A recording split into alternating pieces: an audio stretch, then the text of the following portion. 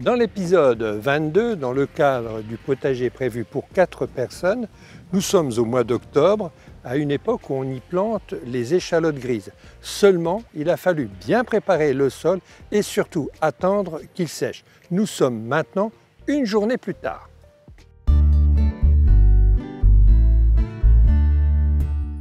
Les échalotes grises, les grisettes, apprécient un sol drainé pour passer l'hiver à l'extérieur. Alors avant de les planter, je vais déjà passer un coup de griffe, un coup de croc, de telle manière à pouvoir affiner la terre en surface.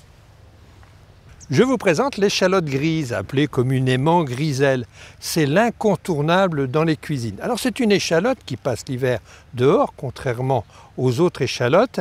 Elle a une tunique très épaisse et elle va pouvoir être consommée à partir du mois de juin de l'année prochaine. C'est une culture relativement assez longue.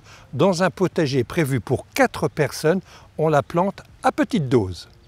Dans mon potager prévu pour 4 personnes, je ne vous ai jamais présenté mon gabarit. C'est une planche de 30 cm et avec des petits embouts tous les 30 cm. Elle me permet de repiquer, planter, semer mes légumes toujours sous le même gabarit, tous les 30 ou 15 cm. L'avantage de cette planche gabarit, c'est que je peux monter dessus sans compacter le sol.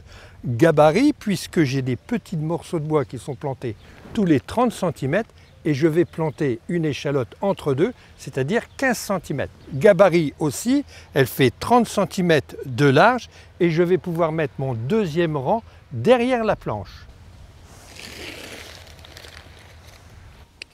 Maintenant que mon premier rang a été planté, tous les 15 cm, je déplace ma planche, alors non pas tous les 30 cm, mais 60 cm. Alors toujours dans le même but, le but de ne pas compacter mon sol. Les échalotes grises n'aiment pas d'avoir un sol compacté.